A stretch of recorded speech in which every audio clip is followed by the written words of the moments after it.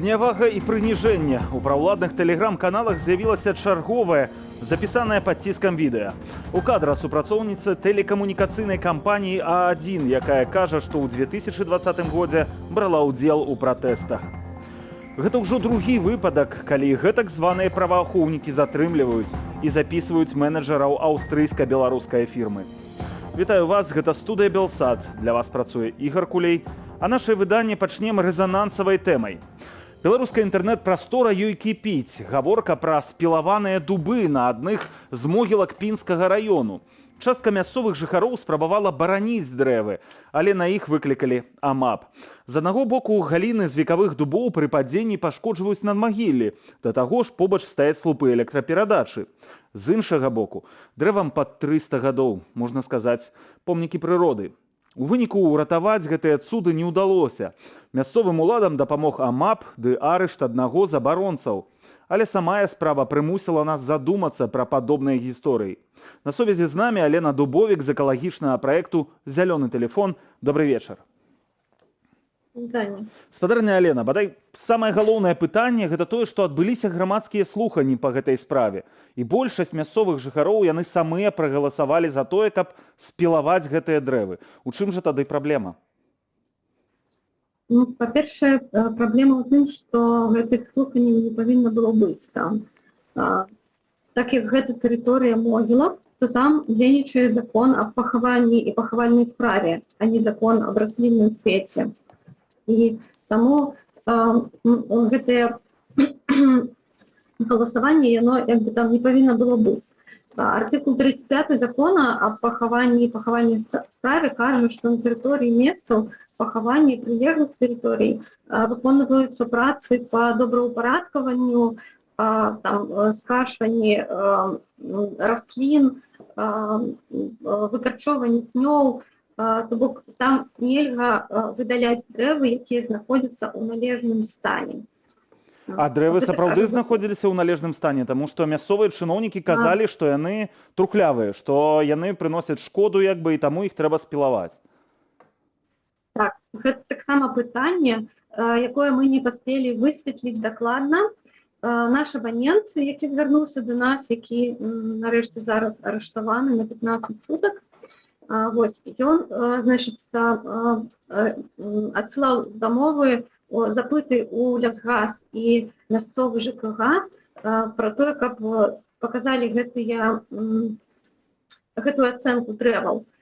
Першапачаткова, яшчэ ў сакавіку гэтага года, ён звяртаўся таксама, гэты абанент звяртаўся ў інстытут эксперыментальнай батанікі імя Купрыевіча. І там па першасных ацэнках батанікі сказалі, што гэтыя дрэвы досыць дарослыя, і па іх стане бачна, што яны вельмі крепкія. І калі там у іх ёсць сухое галінне, гэта не можа казаць аб дрэнным стане. І сухое галінне таксама можна проста выдаліць і пакінуць дрэва на тым жа месцы. І самі батанікі таксама дасылалі ліст, нават у гэты момант, учора і пазаўчора, у ЖКГ мясцовы пра тое, каб спынілі працы па выдаленні і дачакаліся перыяду вегетацыі, і яны гатовыя былі прыехаць на гэтыя могілкі, да гэтых дрэваў у траўні 2022 года, каб ацаніць стан іх. То бок трэба было проста дачакацца. Так чаму не дачакаліся? Вось галоўнае пытанне, чаму спілавалі дрэвы, не дачакаўшыся? Гэта абавязковая была працэдура ці як бы не абавязвала? Гэта не абавязковая была працэдура. Я і кажу пра тое, што калі чытаць законы, ведаць іх, то трэба зразумець, што закон аб пахаванні і пахавальнай справе кажа, што нельга выдаляць дрэвы ў належным стане. Можна рабіць добраўпарадкаванне і нейкі дагляд мінімальны за гэтымі дрэвамі, але ж выдаляць проста дрэвы нельга. І гэта такая сітуацыя, калі важна не спяшацца, добра ведаць законы альбо чытаць іх, высвятляць, што і як, і абавязкова знаходзіць кампраміс. Таму што можна было дачакацца па 1 траўня, зразумець, што там усё добра. То бок даць альтэрнатыўную ацэнку стану гэтых дрэваў, тым больш што ёсць лясгас, а ёсць батанікі, да? І можна параўнаць, хто як ацэньвае. Да? Па-другое, калі звярнуць увагу на тое, што дрэва расце досыць доўга, што яно для нас чысціць паветра, па-першае, да? Што дрэва захищае ад спёкі. Дрэва гэта тэрыторыя жыцця птушак, звяроў, і трэба ведаць пра тое, што гэта вельмі цяжка проста перанесці яго. Можна прапанаваць альтэрнатыву. Прабачце, што вас перапыню, але нават у мясцовых традыцыя была звязаная з гэтымі дубамі. Шмат хто распавядалі на відэо, можна было гэта пабачыць. Вось гэтыя старэнькія бабулькі і дзядулі, яны казалі, што іх бацькі перад смерцю казалі, што пойдуць пад дубы. Так называлі вось гэты момант адыходу ў іншае жыццё. Таму сапраўды вельмі дзіўна, што не прыслухаліся і так хутка іх спілавалі. Дарэчы, вось яшчэ адзін адметны момант, гэта, мы ведаем, што ў Беларусі адбываецца з палітычна звязанымі справамі, але дубы, ніяк да палітыкі дачынення гэтай не маюць. Гэта, можна сказаць, так, лакальная была такая спрэчка, але нагадаю нашым гледачам, што дырэктара Дому культуры, які забраўся на гэтае дрэва, каб яго не высеклі, яго арыштавалі на 15 сотняў. Яго завуць Александр Дземчук, яго судзілі па артыкуле 24.3 непадпарадкаванне законнаму распараджэнню або патрабаванню службовай асобы пры выкананні службовых паўнамоцтваў. Вось так, абараняючы дрэва, можна сесці ў Беларусі ў турму. Вось хацеў яшчэ апошняе вам пытанне задаць, ці ёсць у такіх выпадках нейкая альтэрнатыва, вось нейкае развязанне гэтай сітуацыі, каб усе былі задаволеныя, каб і дрэвы неяк не пілаваць, і дапільнаваць, каб галіны не падалі, напрыклад, на гэтыя надмагільныя пліты. І побач там таксама мы бачылі, што слупы электралініі, электраперадач ідуць, і таксама казалі, што гэта пагроза нейкая пэўная. Ці ёсць альтэрнатыўнае рашэнне, якое можа задаволіць у такіх сітуацыях абодва бакі? Конечно, альтэрнатыва ёсць заўжды. Гэта першае, выслухаць усе бакі і зразумець, хто на што пагодзіцца, на нейкі кампраміс. Да? І калі казаць, напрыклад, пра ЛЭД, то хопіць толькі абрэзкі для таго, каб галіны не перашкаджалі гэтым ЛЭД, да? Гэтым кабелем. Калі казаць пра тое, што нібыта галлё падала на дарагія надгробныя гэтыя камні, добра, давайте тады падлічым, колькі будзе каштаваць перанесці гэтае дрэва. І, напрыклад, перанесці гэты магілу саму.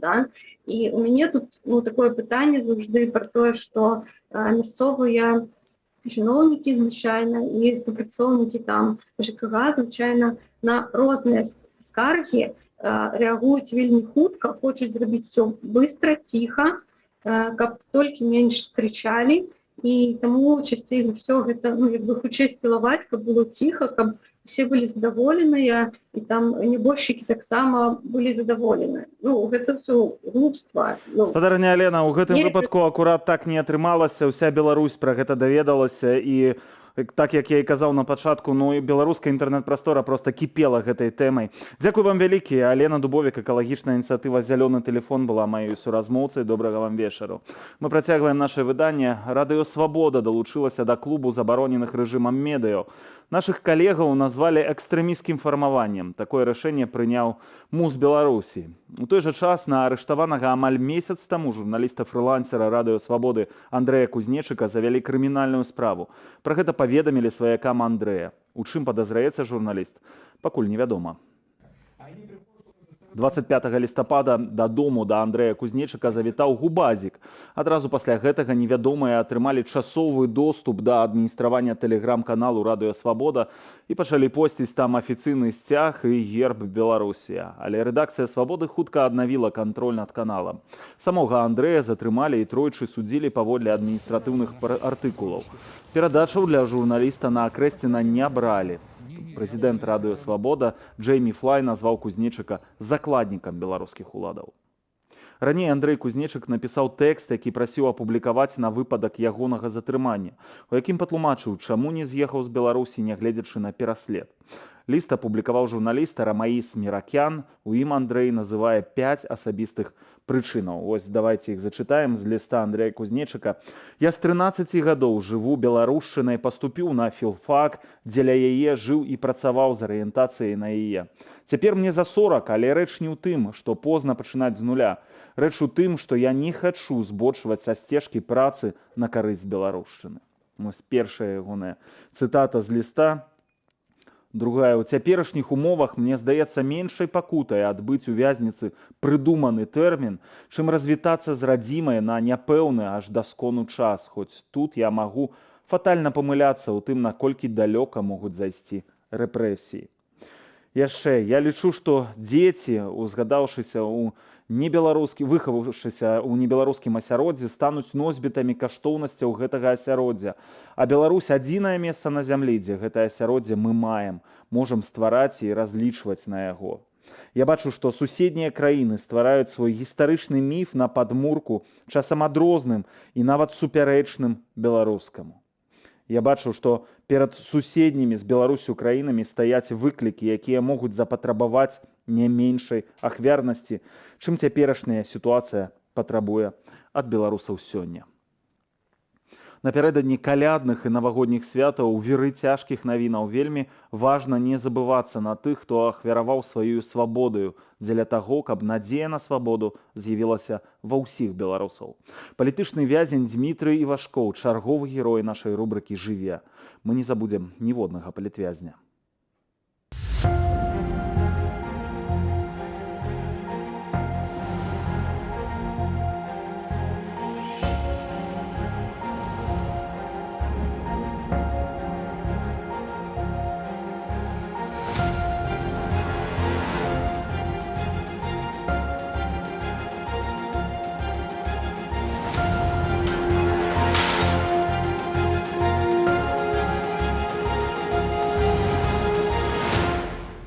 Справядлівасць пераможа, і ў гэтым я ані трохі не сумняюся.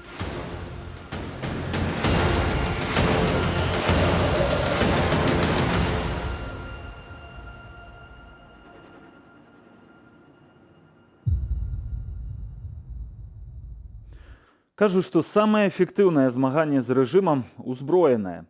Так лічаць і прадстаўнікі групоўкі «Буслы ляцяць», якія ў апошні час зладзілі больш за 20 аперацыяў супраціву. Ад стрыт-артаў да дыверсіяў на чыгунцы і атак дронамі. Мэтай сваёй дзейнасці яны называюць звяржэнне рэжыму Лукашэнкі, захаванне незалежнасці нашай краіны, а таксама вяртанне дэмакратычнай Беларусі.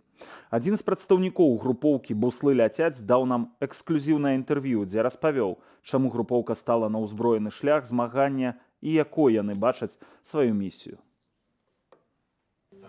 За год існавання групоўкі «Буслы ляцяць» вы зладзілі больш за 20 аперацыяў супраціву, ад флэшмобаў, стрыт-артаў да дыверсіяў на чыгунцы і атак дронамі. Дзве апошнія атакі былі ўчыненыя менавіта з неба. Ці значыць гэта, што буслы канчаткова адарваліся ад зямлі і паляцелі, і трэба чакаць атак выключна з паветра? Атакі з неба маюць шэраг тактычных пераваг. Яны адпавядаюць пэўнаму ўзроўню бяспекі для выканаўцаў і ствараюць вялікія праблемы для рэжыма. Таму мы будзем і далей дзейнічаць у гэтым кірунку. Але гэта не азначае, што мы забылі пра іншыя варыянты. Вы зладзілі бамбаванне базы МУС у Валоўшчыне. Чаму менавіта там? Як і хто выбірае аб'ект атакі? Каго і што маеце на мэце падчас вось такіх нападаў? Месца выбіраецца па некалькім крытэрыям. Прыналежнасць аб'ектаў да карнай сістэмы, умовы бяспекі для нашай групы, каб не закрануць выпадковых людзей. Мэты – нанясенне шкоды інфраструктуры рэжыму, стварэнне сітуацыі напружання сістэмы. падняццё баявога духа у нашых прыхільнікаў. У вас ёсць нейкае камандаванне? Вы падпарадкоўваецеся нейкай ініцыятыве? Ёсць агульная стратэгія дзеянняў руху супраціў, у рэчышчы якой праводзіцца наша акцыя. На аператыўным узроўні кіруюць старшыя групы. Яны маюць сувязь з каардынатарамі накірункаў. У выніку акцыі чорнага бусла ніводная асоба не пацярпела. Вы тлумачыце гэта тым, што вашы атакі папярэджальныя. Але ці адрасаты атрымліваюць ад вас нейкія канкрэтныя патрабаванні і папярэджанні? Калі не, то якім чынам даведваюцца, што іх папярэджваюць? На сённяшні час наша акцыя праводзіцца ў рэчышчы негвалтоўнага супраціву, то бок без ахвяр. Карнікі выдатна разумеюць нашыя папярэджанні. Яны мусілі задзейнічаць комплекс мер па супрацьдзеянню дронам. У нас ёсць дакументальнае пацверджанне перанапружання сістэмы. Але ім гэта не дапаможа. У разе абароны ад нападаў, безумоўна, мы будзем абараняцца ўсімі сродкамі. Але гэта зараз не на часе. Ці вы пралічваеце рызыка, што ў выніку вашай атакі нехта можа страціць жыццё? Калі вынікне сітуацыя, ці мы, ці яны, вагацца не будзем. Па сутнасці, вы адзіная суполка ў Беларусі, якая выбрала ўзброены шлях змагання з рэжымам. У кастрычніку намеснік міністра так званага МУС Казакевіч назваў вас самай радыкальнай групоўкай супраціву. Ці вы лічыце сябе тэрарыстамі? Мы займаемся антытэрорам. Заважаем рэжыму тэрарызаваць мірнае насельніцтва. Супраціў вядзе падрыхтоўку да фінальнай контртэрарыстычнай аперацыі па ліквідацыі рэжыму. Вы разумееце, што вам пагражае ў выпадку, калі вы апынецеся ў руках гэтак званых сілавікоў? Які прысуд можа вынесці для вас суддзя гэтага рэжыму? Мы разумеем усе рызыкі, звязаныя з нашай дзейнасцю. Скінуць рэжым унутранай акупацыі, які 27 год тэрарызуе грамадства, задача няпростая. Перад намі ёсць прыклад нашых продкаў, якія змагаліся з рознымі акупантамі. Той жа гэтак званы намеснік міністра Казакевіча заяўляў, што яны не баяцца вас і будуць стаяць да канца. Як думаеце, сапраўды не баяцца? Як адрэагавалі на вашу апошнюю акцыю МУС і КДБ? Чаму яны часцяком маўчаць пра вашы атакі або кажуць вельмі мала? Рэжым імкнецца замоўчваць нашы акцыі ці змяншаць іх наступствы, каб паказаць, што яны цалкам кантралююць сітуацыю. Але іх рэакцыя гаворыць пра зваротнае. Яны баяцца, таму што разумеюць, што супрацьдзеяння амаль няма. Мы не можам апублікаваць іх рэакцыю, таму што гэта падсвеціць нашыя крыніцы. Але там даходзіць да кур'ёзаў накшталт. Як патрулі ганяюцца за нябачнымі БПЛА, задзейнічаны сотні людзей, якія глядзяць і слухаюць неба і гэтак далей. Многія каментатары пад вашым відэа выказваюць шкадаванне, што не бачна вынікаў бамбавання базы МУС, чуваць толькі гукі, і пытаюцца, чаму вы не выкарыстоўваеце камеры начнога бачання ці камеры лепшай якасці. Гэта тэхнічныя пытанні, якія вырашаюцца. Колькі вы маеце часу, каб не запаліцца і ўцячы падчас і пасля вашых атакаў? Аперацыі пралічаны найперш сыходзячы з бяспекі для нашых груп. Адпаведна, час пралічаны на ўсіх этапах. Наколькі падобныя акцыі бяспечныя для тых, хто пілатуе дроны? Якія робіце захады для захоўвання бяспекі? Мы не можам растлумачыць усе аспекты з-за бяспекі. Шкада, што пэўны час нас моцна стрымлівала адсутнасць сродкаў для набыцця адпаведных прылад. Зараз сітуацыя палепшала. Для рэжыма будуць нечаканасці. Што вы будзеце рабіць, калі будзе прыняты закон, які нагул забараняе ўсе палёты беспілотнікаў над Беларусю? Будзем рабіць тое, што і зараз. Даўбсці рэжым. Нам іх дазволы не патрэбныя. Раней вы пісалі, што колькасць буслоў у групоўцы гэта цалкам сакрэтная інфармацыя. Але хоць прыблізна колькі вас? Ці далучаюцца да вас новыя людзі і наколькі гэта бяспечна прымаць у партызанскую групу новага чалавека? Дзейнасць пабудавана так, што групы самі ствараюцца з правераных асоб, сяброў і ў свой склад не далучаюць незнаёмых. У буслоў зараз на сувязі сотні груп, але яны ў асноўным чакаюць пэўнага часу X. Акцыі прамога дзеяння праводзяцца толькі дасведчанымі людзьмі. Тыя, хто гатовыя да рызыкі і мае адпаведна сітуацыі веды. Астатнія рыхтуюцца, распрацоўваюць планы і гэтак далей. Пры якіх умовах вы палічыце сваю місію споўненай? І што тады? Расфарміруеце сваю ініцыятыву ці будзеце займацца чымсьці іншым? Перад намі паўстаюць некалькі найважнейшых задач. ликвидация режима, забеспячэнне тэрытарыяльнай цэласнасці, стабілізацыя дзяржавы ў пераходны перыяд. Калі мы выканаем іх, тады можна казаць пра спаўненне сваёй місіі. Мы разумеем, што тыя людзі, якія рызыкавалі і ахвяравалі, з'яўляюцца нацыянальнай элітай, і каму, як не ім, удзельнічаць далей у дзяржавабудаванні. Таму ўсе, хто гатовы да ўдзелу ў постдыктатарскай Беларусі, будуць браць актыўны ўдзел у развіцці краіны, займуць адпаведныя пасады, у тым ліку ў сілавых структурах. Нешта падказвае, што будзе шмат вольных месцаў. Буслы ляцяць. Сёння ў эфіры СТВ адзін з губазікаўцаў Сергей Ванагель паведаміў, што былі затрыманыя 3 мужчыны, якія належаць да ініцыятывы «Буслы ляцяць». Гэта праўда вашыя людзі? Не, гэта ўкід ад губазіка. Не трэба верыць карнікам. Дзякуй вялікі за гэтую размову. А ўжо зараз у нашу студыю завіталі людзі, якіх можна часта сустрэць на вуліцах Варшавы. З барабанамі, гітарай, трубой і бел-чырвона-белым сцягам. Музыкі, сябры, кавер гурта «Belarusian True Story», Константин Акіншыц, Павел ды Юлія Штанко, таксама Васіль Грудовік. Добрый вечар. Добрый вечар. Скажите, калі ласка, як вы апынуліся ў Варшаве? Таму што, сапраўды, на вуліцах польскай сталіцы вас часта сустракаюць і мае калегі, і агулам беларусы. Название нашей группы говорит само за себя. Это белорусская true story. Все мы вынуждены были спасаться от политических репрессий и таким образом оказались в Варшаве.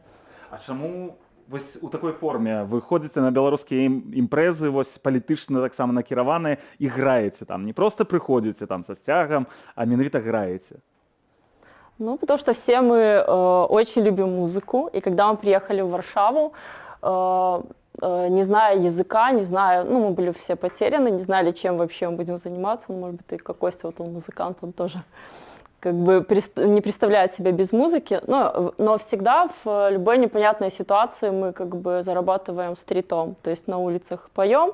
И таким образом мы знали, что, не зная языка, вот все, что мы можем сделать, как-то заработать на еду для начала, можем только так. И потом познакомились с ребятами. Вот мы сначала по отдельности были, вот мы с Пашей, потом познакомились с Васей, потом с Костей.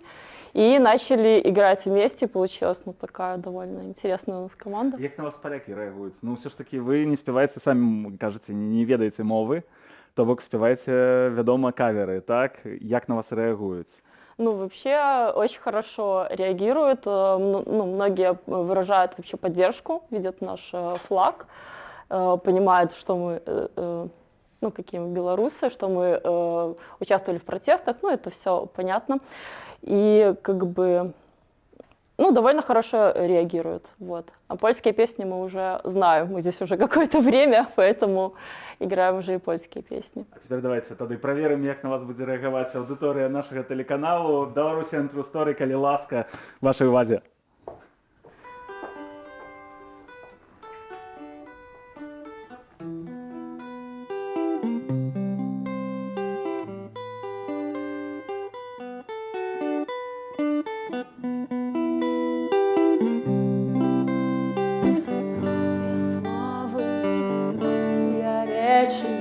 Хлеб на столе, полымя у печи.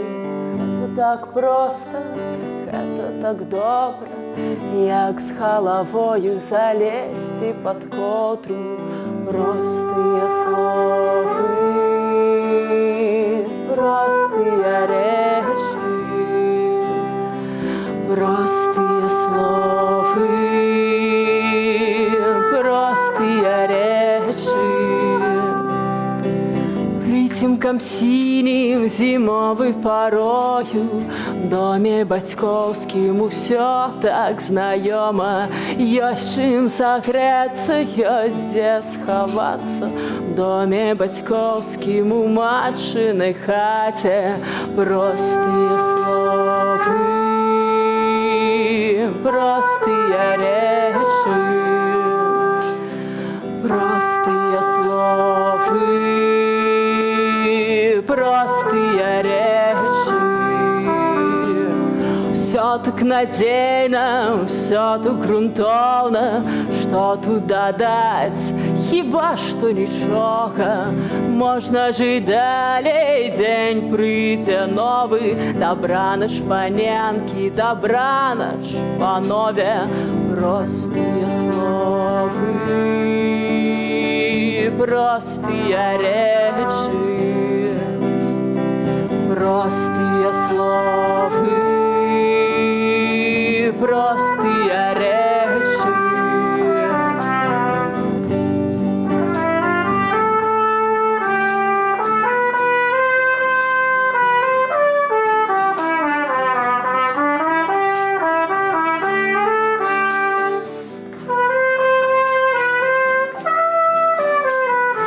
Простые словы,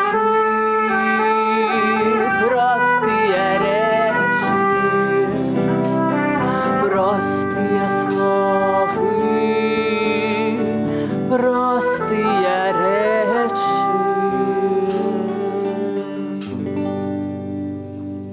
Беларусіан True Story, калі ласка, былі вашай увазе. Дзякуй вам вялікі за гэты выступ. Дякую вам. А мы працягваем размаўляць пра салідарнасць. Жыхар Варшавы Збігнеў Лісецкі самастойна друкуе і распаўсюджвае улёткі, прысвечаныя беларускім палітычным вязням, і раздае іх на вуліцах польскай сталіцы. Ініцыятыўны мужчына мае асабісты досвед змагання з дыктатурай яшчэ з часоў ваеннага стану ў Польшы ў 80-е гады. Як і іншыя палякі, ён можа шмат распавесці пра важнасць міжнароднай падтрымкі ў змаганні за дэмакратычную будучыню сваёй краіны.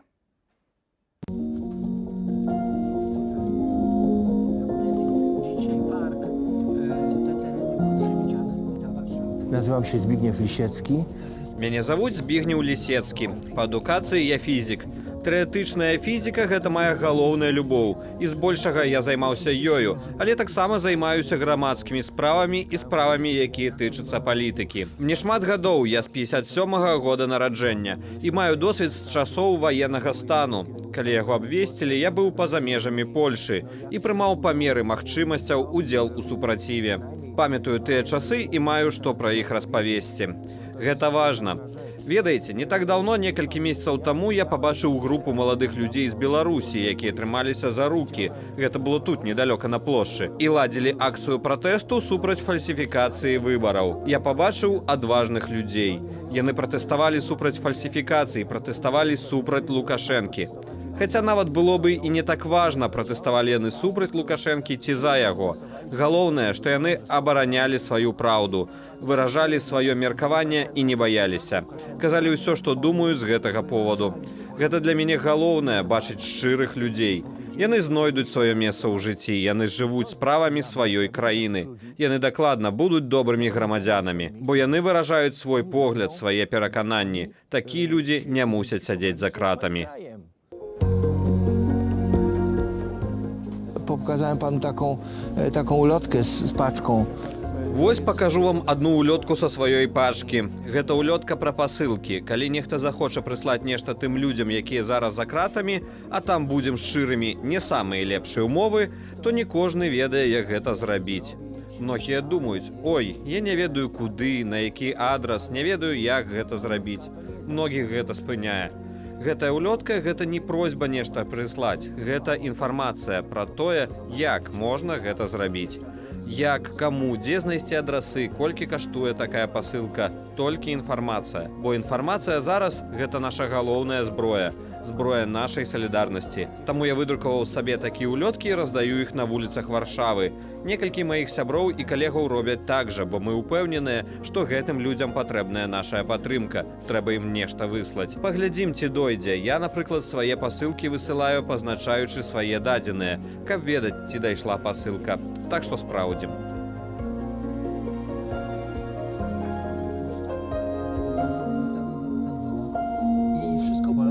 Na Białorusi jest obecnie. У Беларусі зараз болей за 900 палітычных зняволеных. Сярод іх, напрыклад, сябры Саюзу палякаў у Беларусі, спадарня Анжаліка Борыс і Анджэй Пачобут, пра якіх мы памятаем і шмат кажам тут, у Польшы. Я пазначаю на улётцы старонку праваабарончага цэнтру «Вясна». Czyli Prisoners Spring 96.org.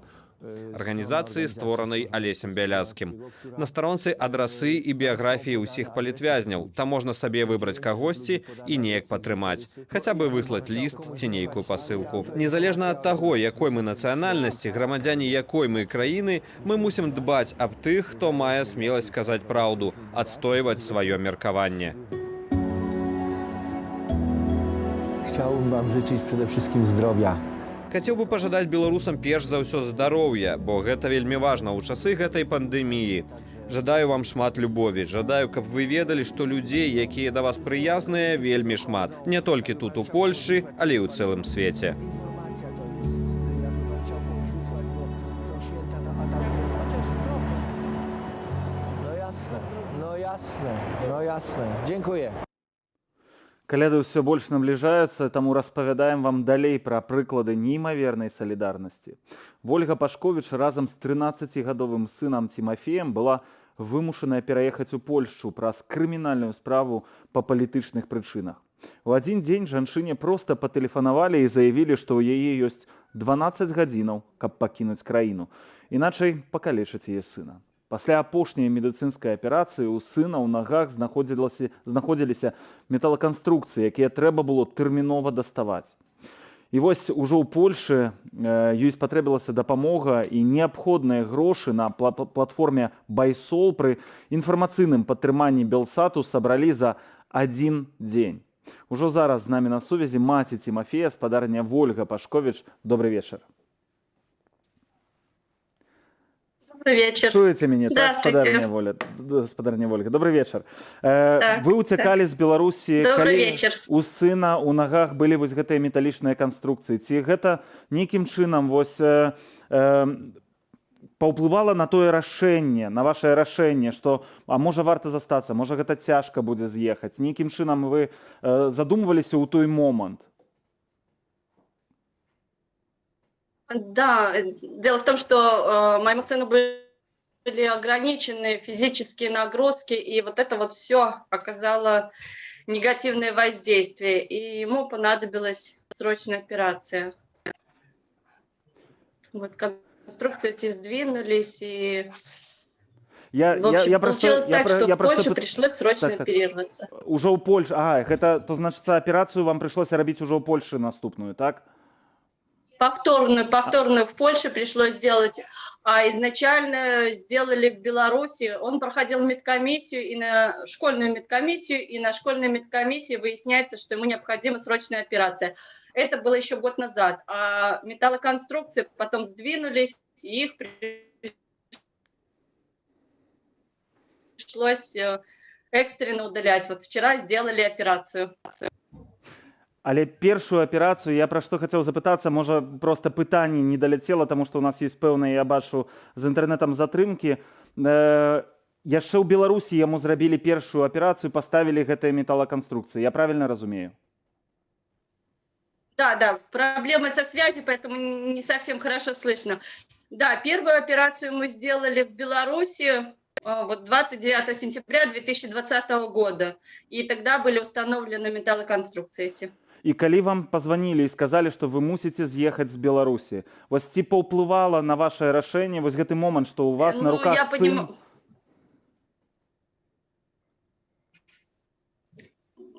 Я понимала, что это гораздо сложнее будет с его проблемами, с его ограничениями, но возможности остаться у меня все равно не было. Я верила, что угрозы могут выполнить, поэтому, зная, как угрожают другим, как выполняют угрозы, зная причину, по которой мне угрожают, то есть я решила, что меньше риск, если мы уедем, даже если нам будет трудно в дороге. В общем, мы рискнули и уехали. Я старалась поменьше его нагружать, но все равно мы перегрузили ему ноги. Я просто думаю, у якой сітуацыі таксама, як вы сябе адчувалі, канешне, ў гэты момант, таму што ехаць у невядомую, так, у краіну, якой вы не ведаеце, дзе ў вас няма ні медычнай ніякай падтрымкі, канешне, разумею, што было вельмі цяжка.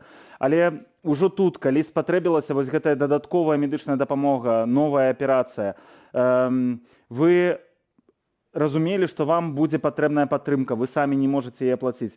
Гэта вы прыдумалі гэты момант, што трэба звярнуцца ў фонды салідарнасці, ці хтосьці вам падказаў, як вы да гэтага прыйшлі?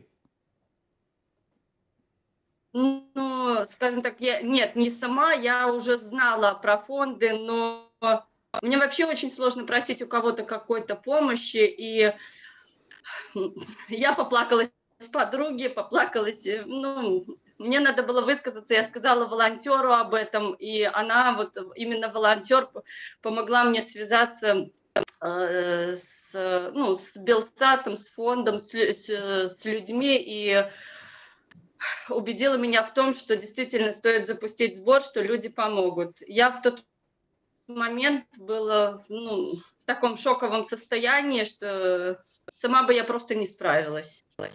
Вы чакалі, што атрымаецца так хутка, нагадаю, за адзін дзень сабраць вось гэтыя грошы патрэбныя на аперацыю. Вы верылі ў гэта? Сначала нет. Мы в тот день находились как раз у врача, находились на консультации, и когда мне сообщили, что половина суммы собрана, то есть прошло полдня и уже полсуммы собрано, я была в шоке. Я сначала не верила, но когда сказали, что полдня прошло, полсуммы собрано, да, я уже тогда поверила, что я не отдам, что мне помогут.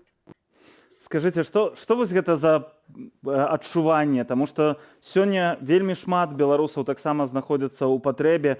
Распавядзіце вось пра гэтае адчуванне, калі вы разумееце, што ёсць салідарнасць, што вакол ёсць неабыякавыя людзі, якія могуць дапамагчы. Што вы ў гэты момант адчулі? У меня, наверное, одновременно и слезы, и радость было, потому что я понимала, что многие в плохой ситуации оказались, но в то же время, если мы будем друг другу помогать, то это будет гораздо легче. И вот тот момент, что я не оказалась одна, наверное, вот это вот сыграло большую роль, что сегодня у нас действительно праздник. Вчера Тимофея прооперировали, и у нас будет Новый год с хорошим настроением. И это благодаря вот тем людям, которые помогли нам собрать, помогли сорганизовать все. То есть мы очень, очень рады. А Тима уже отходил от операции, сразу же говорит, то есть я уже летом смогу на велосипед сесть. Вот наши коллеги на сайте якраз... Сейчас он доволен. Наши коллеги на сайте якраз писали про гэта, што ваш сын ужо плануе нават сядаць на ровары катацца. Я так разумею, у яго таксама пазітыўны вельмі у сувязі з гэтым настрой. Да. Як ён сябе пачувае? Да. Он, со слов врача, он очень хорошо перенес и наркоз, и саму операцию. Вечером уже с моей помощью, с помощью врача делал первые шаги. Хорошо. На 5 января нам назначено снимать швы. И вот через 6 недель, возможно, вообще нам снимут диагноз. По крайней мере, мы на это надеемся. Уже верим, одно чудо случилось, возможно, случится и это чудо, и не будет у нас 5 лет этого диагноза, а если все хорошо, значит, 6 недель, и мы будем здоровы. Дзякуй вам вялікі.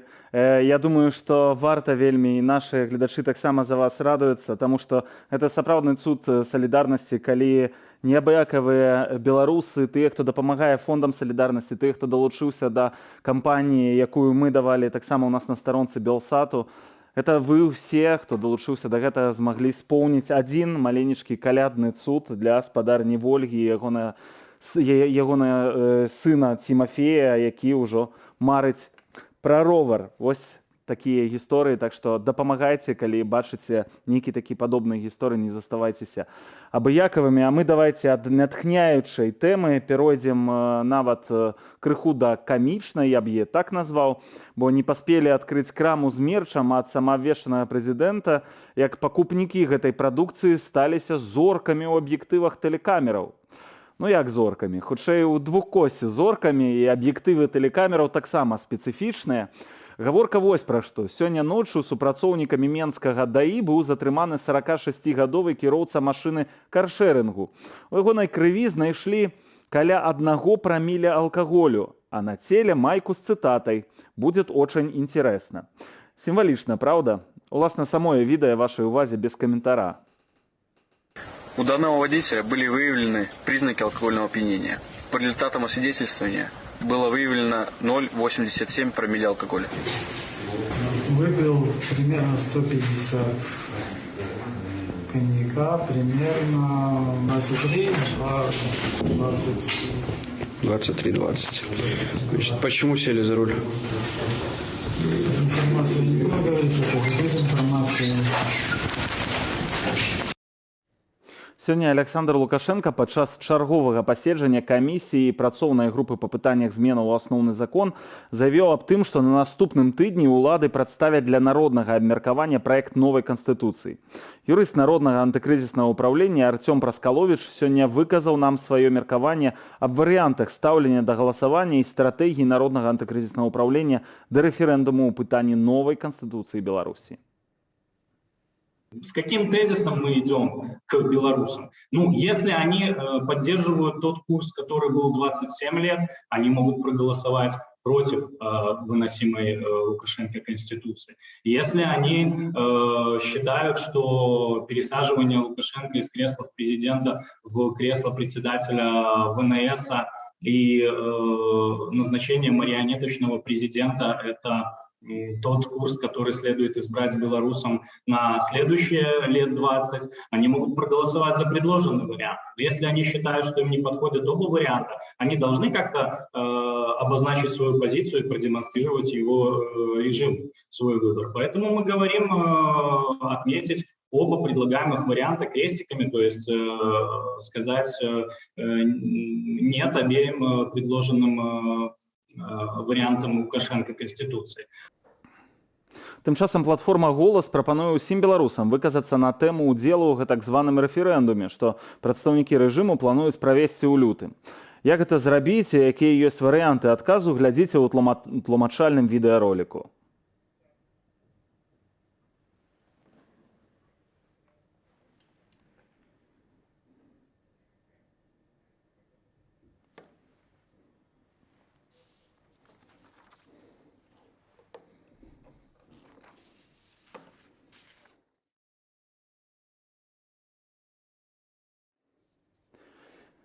На Александра Лукашенко і ягонае асяроддзе напісалі заяву ў польскую пракуратуру.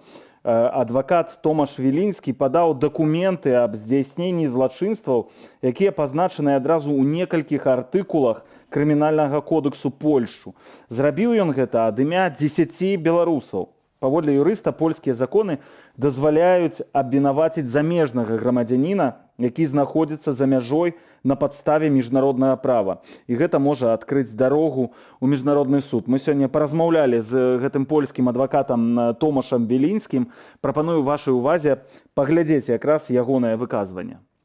Jest to przestępstwo konwencyjne wynikające... Гэта канвенцыйнае злачынства. Яно вынікае між іншага з канвенцыі пра перадухіленне і пакаранне злачынстваў генацыду. Бакі гэтай канвенцыі і Польша, і Беларусь. Гэта дазваляе ў межах універсальнай юрысдыкцыі весці справу ў кожнай пракуратуры кожнай краіны, якая падпісала такі міжнародны акт. Гэтыя абвінавачанні датычаць часткі беларускай нацыі. Гэта запланаваныя наўмысныя дзеянні супраць нацыянальна-палітычнай групы беларусаў, якія ідэнтыфікуюць сябе з лозунгам «Жыве Беларусь» з гербам пагоня і бел-чырвона-белым сцягам, фактычна легальным сцягам Беларусі. Пра ўсе гэтыя рэчы будзем зараз размаўляць з маім калегам, а таксама доктарам сацыялогіі Александром Папко, які далучыўся да мяне ў студыі. Добрый вечар, Саша. Добрый вечар. Ці Алесю будуць я так называць, як больш звычайна хіба што. Сёння ў соцсетках вось апублікавала гэтая платформа «Голас» гэтую ініцыятыву. Яны збіраюць, можна так сказаць, інфармацыю пра тое, як хочуць у кампаніі рэферэндуму, якую прапануе Лукашенко, удзельнічаць беларусы. Мяне гэта крыху здзіўляе, таму што спачатку была апублікаваная адзіная стратэгія прыхільнікаў пераменаў, так, штабоў офісу Святланы Ціхановскай, народнага антыкрызіснага ўпраўлення, і толькі праз нейкі час платформа голас падключаецца і пачынае пытацца ў беларусаў, а што вы плануеце, вось вы будете удзельнічаць у гэтым, ці вы хочаце не ісці, ці вы ўсё ж таки хочаце поўны байкот зрабіць. На твою думку, чаму як бы вось гэты элемент ён як бы спазніўся крышачку, замест таго як каб папярэдзіць, а пазней на падставе гэтых адказаў сотняў тысячаў беларусаў, бо на платформе голас мы ведаем сотні тысячаў беларусаў, прымаць свае рашэнні, спачатку была выпрацана стратэгія, а пазней галасаванне. Ну, гэта сапраўды вельмі дзіўна. Калі казаць пра пытанні, то іх праводзілі і блогеры, іх праводзілі, наколькі я памятаю, таксама офіс Святланы Ціхановскай, пра тое, як людзі павінны ўдзельнічаць у гэтым галасаванні. Але, напрыклад, цяпер, калі з'яўляецца ўжо постфактум такія пытанні, ну, сапраўды так, гэта сведчыць пра малую каардынацыю, але па вялікім рахунку праз СМІ, таксама праз публічную камунікацыю галоўных як бы актараў беларускага дэмакратычнага руху даведзеная вось гэтая ідэя. Ну, прынамсі, ёсць такое ўражанне, што яна ёсць у публічнай прасторы, што рабіць, прыходзіць і ставіць крыжыкі у двух гэтых квадратиках. Так, кажуць, ну, псаваць бюлетэнь, называюць гэта так, сапсаваць бюлетэнь. Але як думаеш, ці могуць умоўныя вось прыхільнікі пераменаў, то бок штабы, нейкія цэнтры перадумаць і нейкім чынам змяніць, напрыклад, сваё рашэнне што да стратэгіі, калі беларусы адкажуць на платформе голас па-іншаму. Гэта магчыма? Цікавае пытанне. Час застаецца, тэхнічна гэта магчыма, час на камунікацыю таксама ёсць, бо тыя людзі, якія гартаюць тэлеграмы, яны гартаюць кожны дзень. Вось, і гэта акурат публіка, якая цікавіцца палітычнымі навінамі ў Беларусі. Таму по моему меркаванню, зноў-такі чыста прыватнаму, камунікацыя ў Беларусі адбываецца даволі хутка сярод людзей, якія цікавяцца палітычнай дзейнасцю. Таму змяніць стратэгію сапраўды можна. Пытанне толькі, як гэта будзе ўспрынята самімі людзьмі, самімі прыхільнікамі дэмакратызацыі Беларусі, ці не гэта іх не дэмаралізуе. Пытанне вось яшчэ наконт самой канстытуцыі. Так? Александр Лукашенко прапануе сваю канстытуцыю 2 месяцы, па сутнасці, да лютага застаецца яна яшчэ не публікаваная, абяцаюць вось яе пакажуць. Таксама кажуць, што будзе нейкае пэўнае абмеркаванне гэтага дакументу, але тым не меней, гэта нелегітымны рэжым, гэта прызнаецца большасцю сёння беларусаў, па ўсіх апытаннях мы гэта бачым, ён не прызнаецца за межамі. Чаму мы ўвогуле размаўляем пра гэты плебісцыт, пра гэты план вось новай канстытуцыі, калі мы ведаем, што рэжым нелегітымны, законапраекты нелегітымны, і гэтая кампанія таксама будзе нелегітымная? У легітымнасці ёсць некалькі вызначэнняў, некалькі дэфініцыяў. Першае, гэта згода на тое, што рэжым існуе і павінен існаваць, і гэта актыўная падтрымка, гэта першая дэфініцыя легітымнасці, а другая гэта адсутнасць супраціву. І гэта таксама прызнанне нават грубай сілы.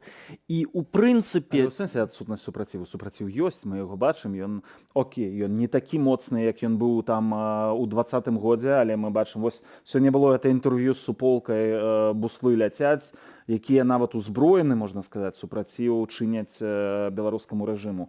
Мы ведаем, што людзі далей выходзяць на вуліцу, то бок тут можна было б сказаць, што якраз легітымнасці, па гэтым вызначэнні легітымнасці якраз не зусім ёсць. Александр Лукашенко хоча зрабіць дзею тэатральную, палітычную дзею. Для яго таксама рытуал, які павінен даказаць Маскве, таксама беларускаму грамадству, што ён поўнасцю кантралюе сітуацыю, што грамадства не ў стане яму супрацьстаяць.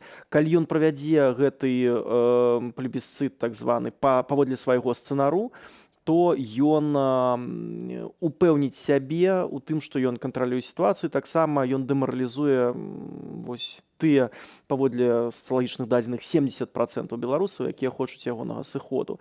Калі ж Менавіта па гэтай прычыне мы кажам пра важнасць гэтага рэферэндуму ці не важнасць, значнасць гэтага рэферэндума. Ці можна яго, дарэчы, рэферэндум называць? Кажуць, што яго плебісцытам у такіх умовах звычайна, калі нелегітымныя рэжымы робяць рэферэндумы, это лепш называць плебісцытам. Плебісцыт гэта, наколькі я памятаю добра, гэта рэферэндум, на якім вводзіцца адно пытанне за ці супраць. Вось. Тут, магчыма, паводле вызначэння, наколькі я памятаю, можна гэта назваць плебісцытам. Народнае галасаванне, так званае. Калі казаць, вось я ўжо казаў пра важнасць гэтай рэчы, гэта вельмі важны палітычны рытуал і для Лукашэнкі, і ён можа моцна паўплываць на свядомасць альбо натхніць, альбо дэмаралізаваць людзей, якія хочуць дэмакратычных пераменаў у Беларусі. З іншага боку, для Лукашэнкі вельмі важна прадаць гэты рытуал, напрыклад, у Маскве. Вядома, што яшчэ летам 2020 года Лаўроў, напрыклад, падкрэсліваў, што выхад з палітычнай сітуацыі бачыцца праз змены ў Канстытуцыі і новыя выбары. Яны ўжо тады шматкроць паказвалі, у якім кірунку павінен Лукашенко ісці і падштурхоўваць. І вельмі магчыма, што сама ідэя рэферэндуму не настолькі ўжо падабаецца Лукашенку, што ён бы хацеў сапраўды падрыхтаваць для сябе вось гэтыя моцныя тылы, каб іншым спосабам кантраляваць палітычную сітуацыю ў Беларусі пазней. Што цяпер ён, як мы бачым, адсоўвае гэтую дату рэферэндуму. Вельмі магчыма, што існуюць нейкія пагадненні з Расіяй, і ён павінен для таго, каб атрымаць новую фінансавую падтрымку, ён павінен правесці гэты рэферэндум. Я надыходзіў, ён увесь час уцякаў. Адразу пасля 20-го года, пасля выбараў 20-го года, ён казаў, што вось-вось, нават абяцаў хіба новыя прэзідэнцкія выбары неўзабаве, што будзе вам новы прэзідэнт, ён казаў. Лукашенко казаў, што новыя прэзідэнцкія выбары будуць пасля зменаў у Канстытуцыі. І гэтыя змены спачатку іх абяцалі восенню, напрыканцы лета, затым восенню, зараз абяцалі іх у сярэдзіне снежня, сярэдзіна снежня мінула, вось ужо кажуць праз 2 тыдні.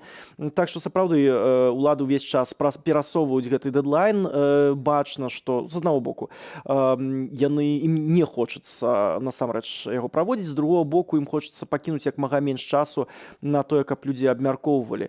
Але як я ўжо тлумачыў, і з псіхалагічнага пункту гледжання, з пункту гледжання вось гэтага рытуалу легітымізацыі падпарадкавання грамадства, гэта для іх суперважна. Другое, гэта можна будзе прадаць і ў Расію, і, напрыклад, на Захад, як нейкі доказ сваёй легітымнасці, што людзі прыйшлі, людзі нібыта прагаласавалі, значыць, яны згаджаюцца з гэтай сістэмай, якая існуе ў Беларусі. Але ўсе ведаюць, як лічаць галасы і хто лічыць галасы ў нашай краіне, таму мне здаецца, што сёння ўжо нават у Лукашэнкі не засталося, і у яго вонкава-палітычнага ведомства на чале з Макеем не засталося ілюзіяў наконт таго, ці прызнаюць іх на Захадзе, ці не прызнаюць. Ніхто іх не прызнае. Вось толькі што перад тым, як ты ўвайшоў у студыю, я таксама зачытваў інфармацыю пра тое, што ў Польшы супраць Лукашэнкі падалі заяву ў польскую пракуратуру, будзе працэс цэлы, будуць спрабаваць дамагчыся таго, каб яго прызналі парушальнікам некалькіх пунктаў крымінальнага кодексу Польшы. То бок, пра якую можна тут легітымнасць казаць? Тут хутчэй гэта уклон у бок Масквы, праўда, дзе яму сапраўды ён мог штосьці паабяцаць. Можа, крышачку зменім тэму, таму што яшчэ адна важная падзея сёння адбылася, якая непакоіць, я думаю, мяне і шмат каго з беларусаў. Гэта чарговага менеджера з кампаніі А1 затрымалі ў Менску. З'явілася пакаяльнае гэтае відэа, так запісалі.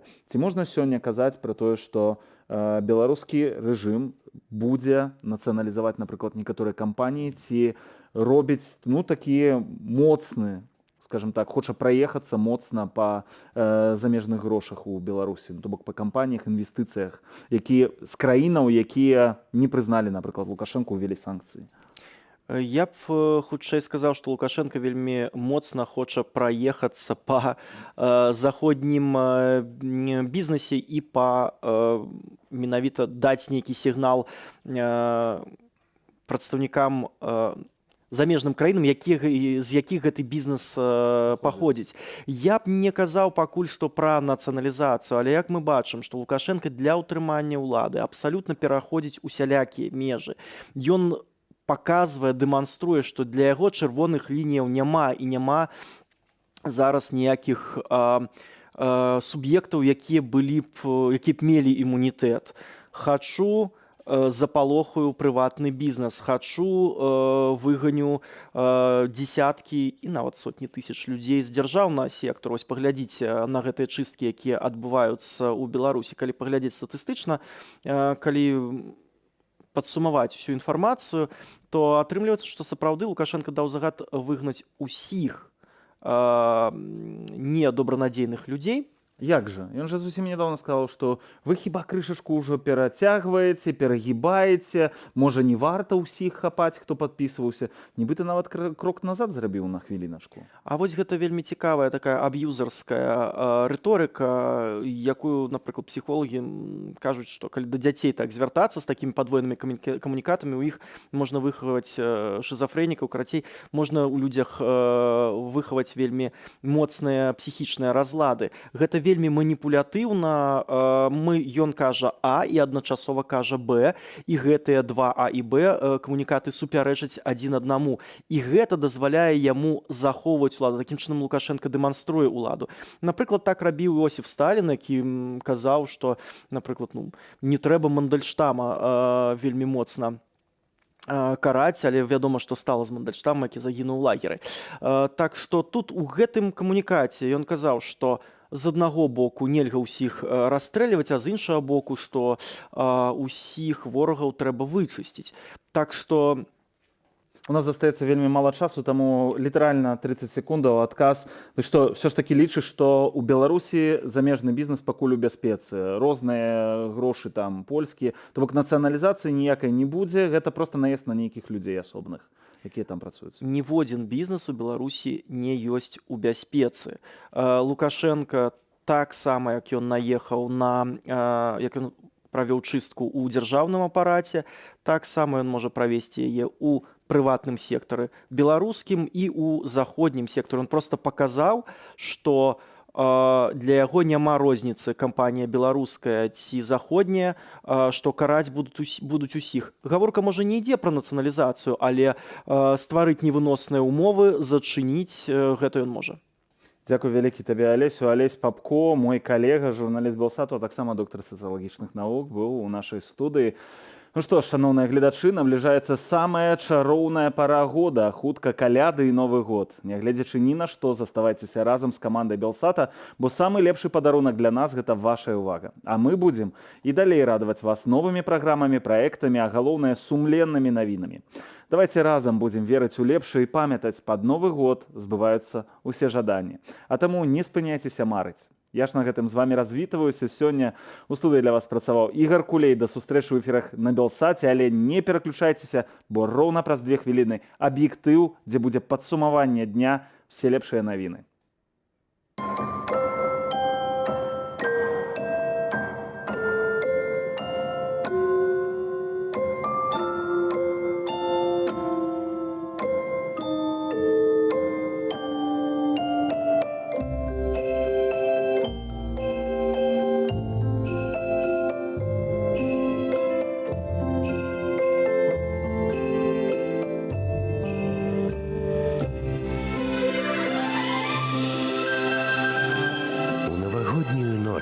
Загадай свое самое великое жадание.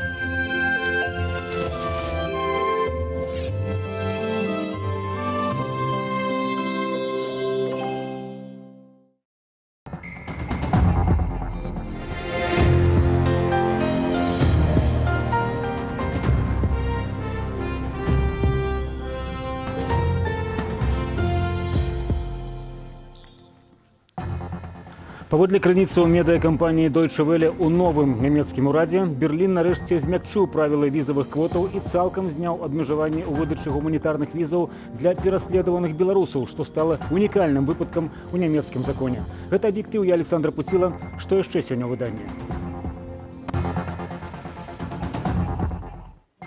Проект новой Конституции Беларуси зацвердзяць неўзабаве. Што нарэшце пакажуць беларусам? Вероятнее всего, там будут переходные положения, которые даже задушенные репрессиями белорусского общества могут очень сильно взволновать. Цэны на калій абяцаюць расці, у тым ліку і праз санкцыі ў дачыненні беларускай калійнай кампаніі. Але для рынкавых краін гэта такі не лёсавызначальны паказчык. У здушэнні свабоды слова лукашэнкаўскія гаруснікі не жадаюць бачыць межаў, якім будзе 2021 год для беларускіх журналістаў. Мы кожны дзень атрымліваем навіны, што новы рэсурс прызналі экстрэмісцкім, ці вось людзей, звязаных з рэсурсам, прызналі экстрэмісцкім фарміраваннем. Праект новай Канстытуцыі ўлады прадставяць для народнага абмеркавання на наступным тыдні. Аб гэтым Лукашенко заявіў сёння падчас чарговага паседжання камісіі і працоўнай групы па пытаннях зменаў у асноўны закон. Ці будзе ў беларусаў час і магчымасці, каб абмеркаваць праект новай Канстытуцыі і ўнесці свае прапановы, высвятляў Антон Каменскі. В декабре месяце проведена еще дополнительная доработка по проекту Конституции. Скорректировано 55 положений технически. Дзень-два на выпраўленне памылак і расстаноўку косак, і на наступным тыдні ўлады нарэшце пакажуць праект новой Конституции. Надо понимать, что это же не окончательный проект. Он будет окончательным тогда, когда уже обсудим предложение народа по проекту.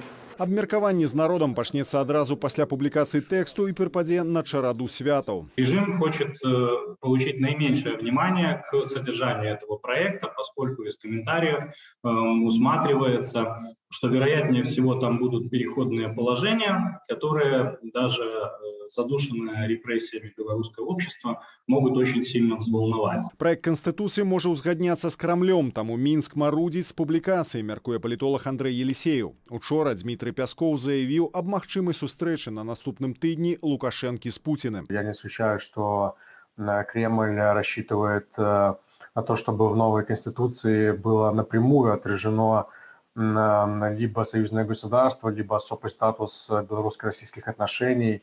И, возможно, именно с этим связана заминка. Рэферэндум улады плануюць правесці ў другой палове лютага. Апошнія нядзелі месяцы прыпадае на 27 лютага. За месяц да гэтага, то бок не пазней 27 студзеня, яны маюць сфармаваць камісіі для правядзення рэферэндуму. Не пазней за гэты дзень Лукашенко мае падпісаць указ аб рэферэндуме, які зацвердзіць дату, пытанні і тэкст Канстытуцыі. Яшчэ некалькі дзён спатрэбіцца, каб Канстытуцыйная камісія ухваліла канчатковы варыянт асноўнага закону. Гэты перыяд цалкам выпадае з абмеркавання. Калі адкінуць святочныя тыдні, на вывучэнне праекту і фармуляванне прапановаў у беларусаў застаецца 2 тыдні або менш. На самом деле это не референдум по Конституции, а референдум о недоверии Лукашенко.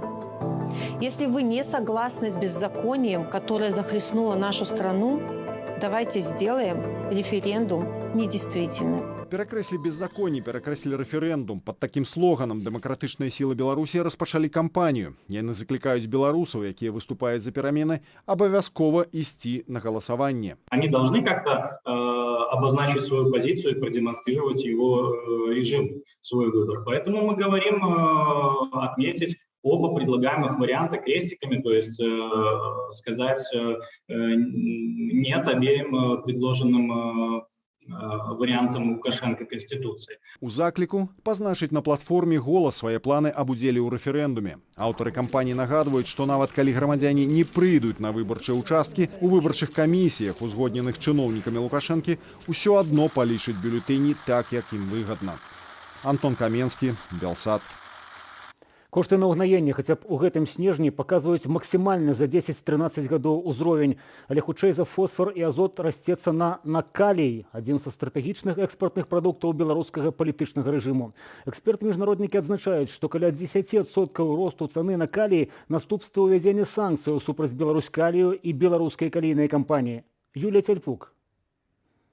Што такое калій? Угнаенне, якое дае жыццёвую сілу сельскагаспадарчым культурам. У спалучэнні з фосфарам і азотам калій зробіць любую расліну мацнейшай. То бок замест жмені пшаніцы фермер збярэ 2, сабраць 3 дапаможа навука. У нас уже больш за 10 гадоў добры ўраджай збожжа. Адна з прычын заключаецца ў тым, што мы здзейснілі навуковыя прарывы ў распрацоўцы новых відаў пшаніцы для павелічэння вытворчасці.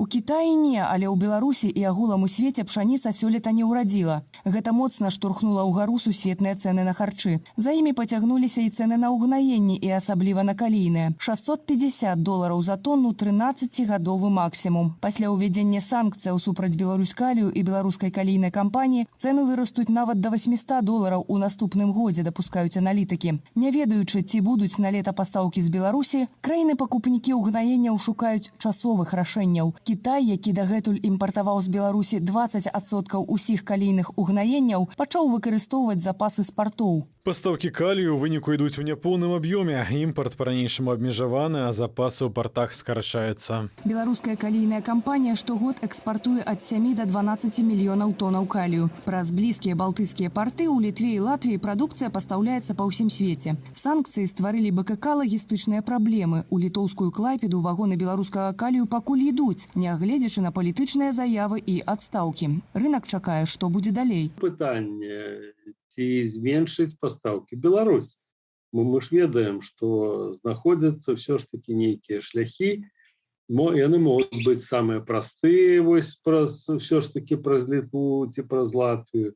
Яны могуць быць трошки больш складаныя, калі спатрэбіцца дапамога Расіі. Расія не мае магутнасцяў на перавалку ўсяго беларускага аб'ёму угнаенняў, таму што экспартуе таксама і сваю прадукцыю з Уралкалію. Тым не менш можа прыняць частку экспарту БКК. Пакуль Беларусь шукае шляхоў абыходу і шляхоў дастаўкі, абуджаюцца канкурэнты. Акцыі канадскай калійнай кампаніі Nutrien на мінулым тыдні выраслі на 6,6% пасля заявы пра нарошчанне экспартных аб'ёмаў. Ёсць і іншыя гульцы. Калі сусветнаму рынку не ўдасца запоўніць 20% беларускі аб'ём, Леў Марголін не выключае. Будзе, скажем так, дана такая каманда, можа неяўная каманда вось гэтым балтыйскім краінам, што паколькі наўпрост ніякай забароны на транспарціроўку няма, то можаце зрабіць выгляд, што яно так і павінна быць, і вось працягваць гэтую транспарціроўку.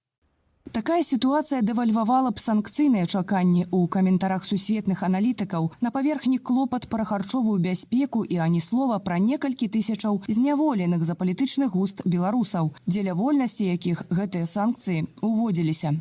Юлія Цельпук, Белсат. Но тым часам на Лукашэнку і ягонае атачэнне падалі заяву ў польскую пракуратуру. Адвакат Томаш Вілінскі ад імя больш як 10 беларусаў прадставіў дакументы пра здзяйсненне злачынстваў рэжымам і ягонымі хаўруснікамі паводле некалькіх артыкулаў крымінальнага кодексу Польшчы. Абгрунтаванне заявы займае больш за 150 сторонак і спасылаецца аўтар на 30 000 дакументаў. Гэта запланаваныя наўмысныя дзеянні супраць нацыянальна-палітычнай групы беларусаў, якія ідэнтыфікуюць сябе з лозунгам «Жыве Беларусь» з гербам пагоня і бел-чырвона-белым сцягам, фактычна легальным сцягам Беларусі.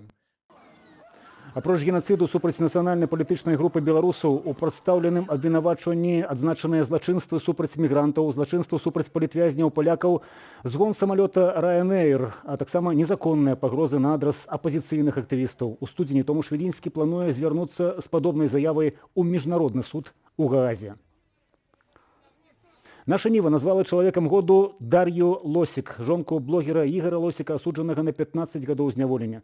Выданне патлумачыла, што за імем Дар'і стаяць тысячы родных палітвязняў і ўсе яны асобы 2021 года. Між тым ціск і пераслед нягодных, нязгодных у краіне не спыняецца. Падрабязней пра сённяшнія працэсы Ірына Дарыфійчук. У судзе Ленінскага району Менску Марына Клімчук пачала разгляд крымінальнай справы супраць Златы Януковіч. Яе абвінавачваюць ва ўдзеле ў дзеяннях, што груба парушаюць грамадскі парадак. Злата – дзяўчына з вядомага фота з леташніх пратэстаў, на якім 10 жніўня жанчыны стаяць у шчэпцы перад сілавікамі, баронячы мужчынаў ад затрымання. Дзяўчыну затрымалі сёлета ў кастрычніку, на праўладных каналах з'явілася так званае пакаяннае відэа з ёй. 10 августа 2020 года я под действием эмоций вышла на митинг на Немиге, стояла в сцепке На арыштаванага амаль месяц таму журналіста Андрэя Кузнечыка завялі крымінальную справу, паводле якога артыкулу вінавацяць журналіста родным не паведамілі. Чакаецца ягоны перавод у Менскі следчы ізалятар нумар 1 на вуліцы Валадарскага. З 25 лістапада Кузнечыка тройчы пакаралі 10 сотнямі арышту паводле адміністратыўных артыкулаў. Свае віны журналіст не прызнаваў. Незадоўга да затрымання ён напісаў тэкст, дзе патлумачыў, чаму застаецца ў краіне.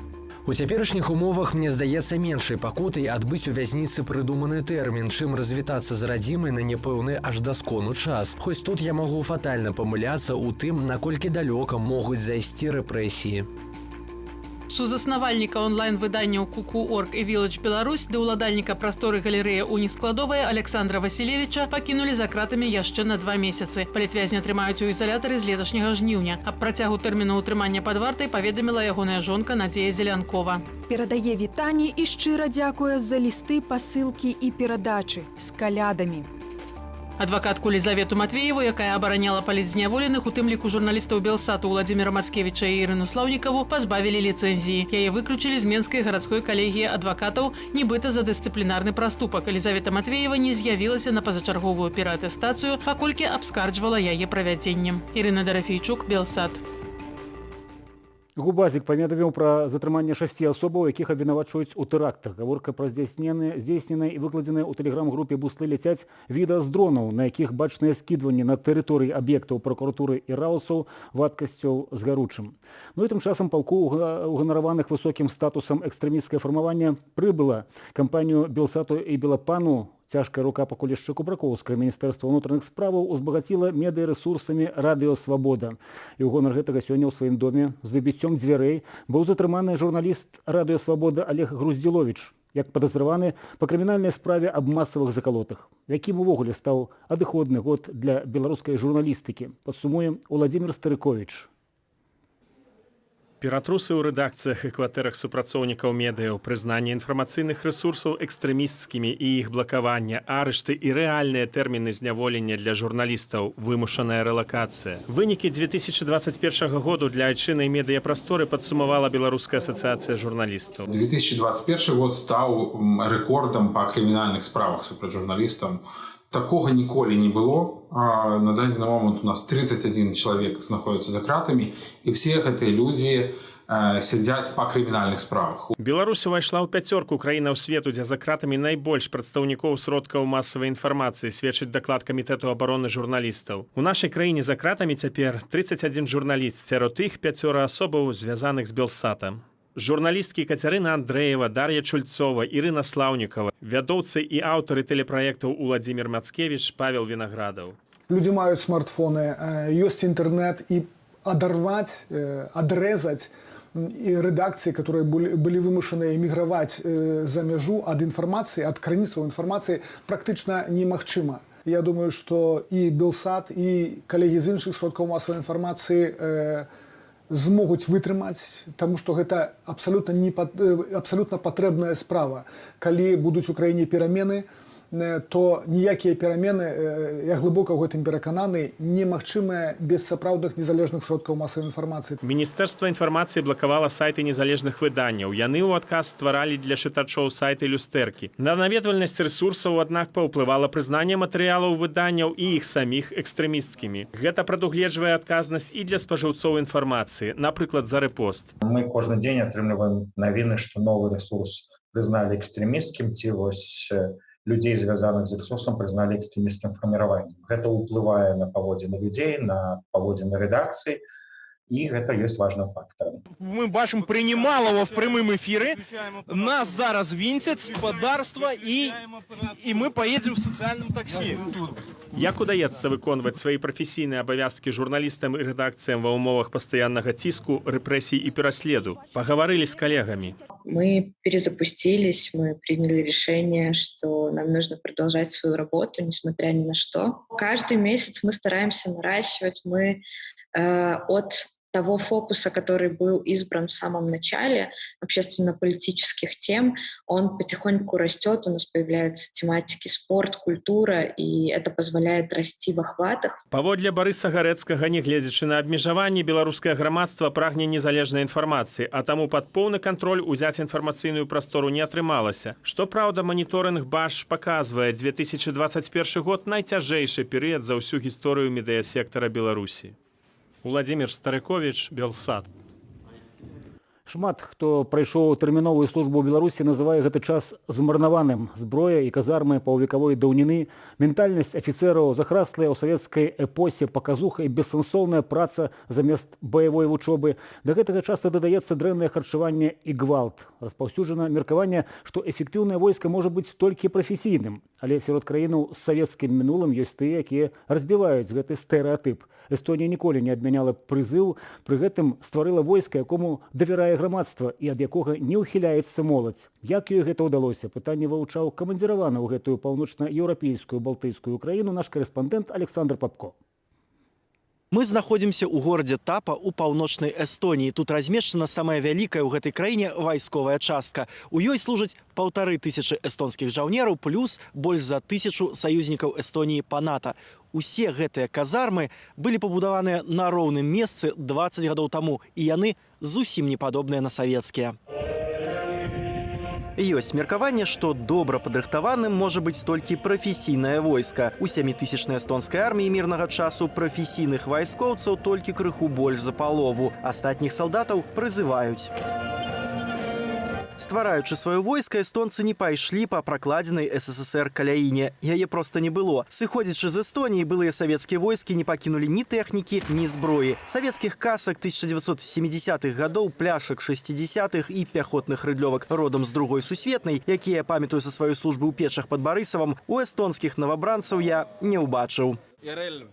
У баявы рыштунак уваходзяць бронекамізэлька, разгрузачная сістэма і зброя. Заплечнікам мы, як правіла, карыстаемся ў марш-кітках і ў палявых лагерах. Штодня мы яго не носім. У камплект уваходзіць яшчэ шлем. Рыштунак у цэлым зручны. Казарма – гэта нязвычная для тых, хто служыў у беларускім войску зала на 120 чалавек, падзеленая на 3 памяшканні. Тут кожнае аддзяленне з 10-12 чалавек жыве ў сваім пакоі. У казарме ёсць душ, але галоўным сюрпрызам для мяне стала сауна. У адрозненне ад беларускай арміі, эстонскія салдаты не мятуць апалае лісце і не ўкладваюць снег у квадратныя сумёты. Прыбіраюць тэрыторыю цывільныя фірмы. Помощь бойцов тоже используется, но, разумеется, в пределах разумного. То есть нет смысла того, чтобы призывать солдата на службу, чтобы он просто чистил снег. Лучше вместо этого проводить ему более грамотное обучение. Займаюцца бойцы звычайна з 8 раніцы до 5 вечара. У вольны час яны могуць пагуляцца ў PlayStation, схадзіць у качалку, бібліятэку, кіно ці кавярню. Ляжаць на ложках таксама дазваляецца. Незаняты солдат, патэнцыйны злачынец тут не гавораць. Я могу уже как минимум 3 вещи назвать, с которыми мне помогла служба. Конкретно в эстонской армии. Да? Это понимание и знание эстонского языка. Я его до этого знал, а сейчас улучшил в очень много раз. Я научился обращаться с оружием, я научился выживать в лесу, я научился оказывать первую помощь пострадавшему. Нават у спецыялістаў тылу курс маладога байца заканчваецца марш-кітком на 35 кіламетраў. За сваю службу гэтыя хлопцы выстрэльваюць нашмат больш, чым 18 патронаў, якія я ў свой час стрэліў са свайго калашнікава. 6 з іх былі халастыя. Гэта аўтамат Р-20 Раха. Далейшае развіццё улюбёнай зброі амерыканцаў, вінтоўкі АР-15. Зброя насамрэч вельмі простая. Паколькі мы служым у артылерыйскай частцы ў экіпажах самаходных гаубіц К-9, у нас была паўза ў стралковай падрыхтоўцы працягласцю ў 2 месяцы. Апошні раз мы стралялі літаральна учора і пазаўчора па 100 стрэлаў кожны дзень.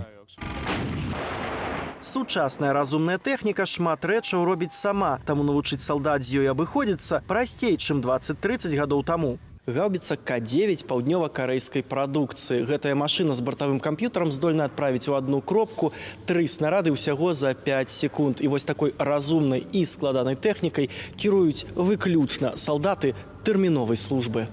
І яны спраўляюцца, гавораць афіцэры. Кожны год у эстонскае войска прызываюць больш за 3000 навабранцаў. Тэрмін службы ад 8 до 11 месяцаў. 60% прыходзяць добраахвотна. Александр Папко, Белсат.